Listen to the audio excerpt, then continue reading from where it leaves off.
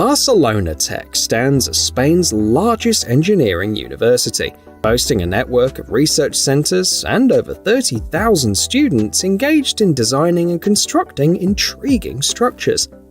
Take, for instance, these pavilions using the Zollinger system, forming a delicate yet robust mesh structure.